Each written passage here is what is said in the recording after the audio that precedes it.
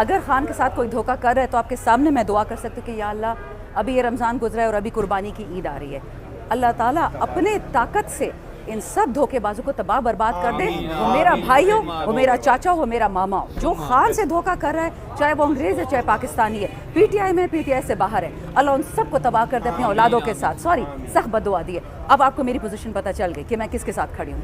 دکھائی جا رہی ہے کہ ہم لوگ انوالو نہیں تھے. کون کہہ رہا ہے؟ باجوہ صاحب. دیکھیں تو پھر آپ کا پورا بیانیہ یہی تھا کہ آپ کی جو ووٹ آف نو کانفیڈنس ہوا ہے یا رجیم چینج ہوا ہے تو وہ تو اسٹیبلشمنٹ نے کروایا. دیکھیں مولانا فضل الرحمان نے پرسوں ندیم ملک صاحب نا ان کے ساتھ ایک انٹرویو دیا کہ ساری پی ڈی ایم کو بلایا گیا، ساری پی ڈی ایم کو، اور ان سے دو جرنیلوں نے انکلوڈنگ جنرل باجوہ نے مل کے کہا کہ اگر خان کو ہٹانا ہے تو ہمارے ساتھ کوآپریٹ کرو، اور اگلے دن باجوہ صاحب کی قسم آ جاتی ہے. تو جس طرح مولانا فضل الرحمان جو پی ڈی ایم کے ہیڈ ہیں وہ یہ ایلیگیشن کر رہے ہیں، یہ کوئی ایرا غیرہ نتخ خیرہ نہیں کر رہا. آپ نے اگر ریفیوٹ کرنا ہے مولانا فضل الرحمان کو، آپ کھل کے آئیں. آپ دبئی میں رہتے ہیں، امریکہ میں جہاں بھی رہتے، ایک انٹرویو دے دیں، سب کے سامنے ہاتھ پہ قرآن رکھیں تو پھر شاید کوئی مان جائے. اور میری جس اسمبلی میں بیٹھی ہوں اس اسمبلی میں لوگوں کو پتہ ہے کہ جو 9 فروری کا نقلی الیکشن ہوا اس کا جو نتیجہ فارم 47 میں آیا 9 فروری والا، اس میں بھی لوگوں نے، آپ کو پتہ ہے ہمارا آئین اور ہمارا جو حلف ہے وہ قرآن اور اس کا قانون کا مجموعہ ہے، اس پہ لوگوں نے جھوٹی قسمیں کھائی ہیں. تو باجوہ صاحب کی قسم کون کھائے گا؟ سامنے آئیں، سچ بولیں. اور یاد رکھیں میرے علاقے میں تو یہ کہا جاتا ہے کہ جب آپ جھوٹی قسم کھائیں گے خاص کر قرآن پہ، ہلاکت آپ کا پیچھا کرے گی، کیونکہ آپ نے اس اللہ کی غیرت کو للکارا ہے. میں ہمیشہ یہ کہتی ہوں کہ بات پی ٹی آئی کی نہیں ہے، بات عمران خان کی نہیں ہے. عمران خان پاکستان کی سلامتی کی علامت ہے. اگر یہ سلامتی کی علامت مٹ جائے گی تو ہمارا کیا ہوگا؟ الیکشن میں تو فارم 47 کی بھی نوبت نہیں آئی. بالکل، وہ تو 45 47 میں سب کچھ اڑا دیا. شیخ وقاص اکرم صاحب بتا رہے تھے گورنر ہاؤس میں 40 پریزائڈنگ آفیسرز کو بلایا گیا، 30 نے تو امیجیٹلی بندوقیں شندوقیں دیکھ کے دستخط کر دی کہ جو کروانے ہیں.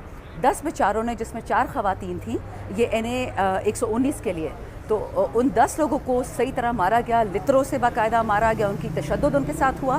پھر ان سے دستخط لیے، اور کیونکہ جب ان کو سمجھ آ گئی کہ شاید ان میں سے بھی کوئی کمشنر راولپنڈی کی طرح اٹھ نہ جائے، سب کو 1-1 لاکھ روپیہ ہاتھ میں دیا گیا. ان کی ویڈیوز بنائی گئی تاکہ باقی ان پہ ثبوت کر سکیں کہ یہ چور و چکے ہیں، یہ تو پریزائڈنگ آفیسرز نہیں ہیں. تو آپ مجھے بتائیں یہ پاکستان ٹھیک ہو سکتا ہے ان حالات؟ آپ نے اب ڈیل کی، آپ نے بات کی، یہ بتائیں کہ عمران خان سے رابطہ ہو رہا ہے، آپ کے مطابق بھی رابطہ ہو رہا ہے، ڈیل کا متن کیا ہے، ڈیل کا کیا کہنا چاہتے ہیں؟ بچے مجھے میرے مطابق نہیں، میں ٹویٹر پہ دیکھتی ہوں، سوشل میڈیا پہ دیکھتی ہوں، نیوز فالو کرتی ہوں.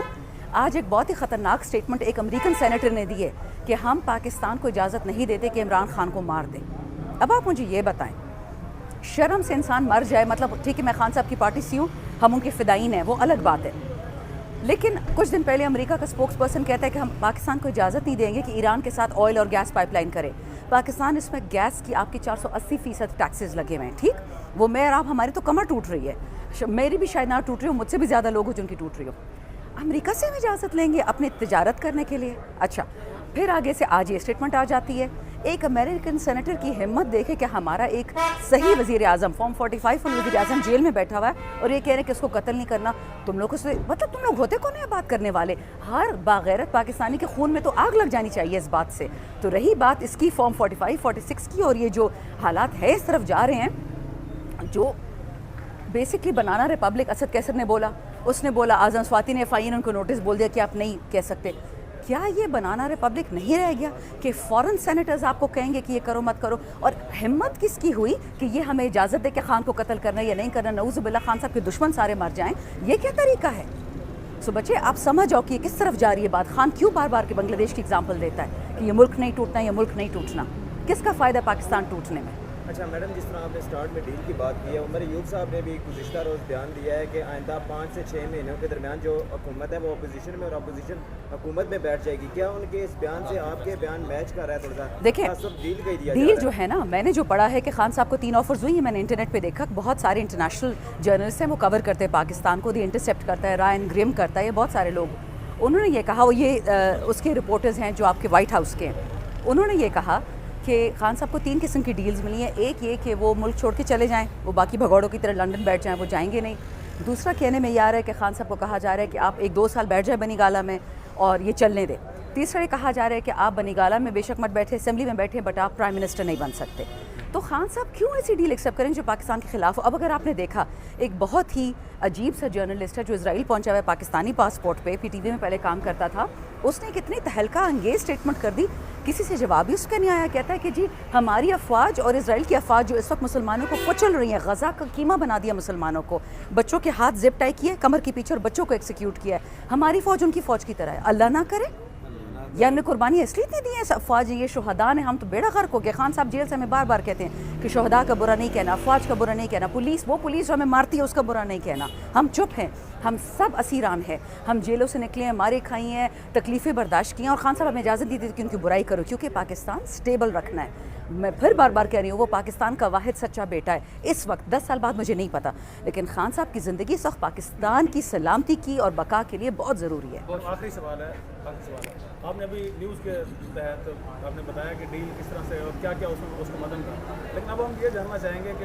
आपको बतौर इंडिविजुअल किसी ने ऑफ़र की, डील की, कोई रब्ता करने की कोशिश की ओवरऑल ये इलेक्शन? नहीं, पुरानी बातें तो अगर आप पूछ रहे हैं तो उसमें तो डील ऑफर होती है। पैगाम दिया खान साहब तक पहुंचाने क्या वो नहीं, मुझे थ्रेटन उसको आप कह सकते हैं, या उसमें डील की सूरत थी? नहीं, मेरे खिलाफ तो कोई जान चकजई है, कोई कंसल्टेंट है, उसने एक वीडियो निकाली है कुछ मौलवियों की कि ये काफिर है, इसको मार दो। फिर मेरे खिलाफ ये आदिल राजा है कोई यूट्यूबर, उसने कोई वीडियोस निकाली हुई हैं कि वो ज़्यादा इंपॉर्टेंट है कि मैं, पता नहीं सो क्या मसला है। फिर इस तरह की वीडियोस निकल रही मेरे खिलाफ, और मुझे समझ नहीं आती। और सिर्फ मेरे शेर अफजल, अली मोहम्मद, असद कैसर, जुनेद अकबर, हम लोग जो जेलें काट के आए हैं, जो चुप हैं, जो खान के लिए ट्वीट तक नहीं करते, स्पीच तो दूर की बात है, जलसे में आना तो उससे भी दूर की बात है, जो चुप बैठे हैं उन पे कोई तनकीद नहीं है, ना मरियम नवाज़ पे, ना जरदारी पे। हम जो खान के लिए जान देने को तैयार है हम पे। तो मुझे समझ आ गई कि ये जो -1 का ग्रुप है ना, ये काफ़ी बड़ा हो चुका है, इसमें बहुत लोग मुलव्विस हैं। अल्लाह खान को ज़िंदगी दे, खैर से निकाले, इंशाल्लाह सब कुछ पता चल जाएगा। आप कह रही हैं कि आपके अंदर ये ग्रुप मौजूद है? ना, -1 ग्रुप अब पूरे पाकिस्तान में फैल गया। नहीं, पूरे पाकिस्तान में तो फैल गया, वो तो आपके हैं ही अगेंस्ट ना। एक होता है आपके अंदर में कुछ लोग जो मुलविस हों।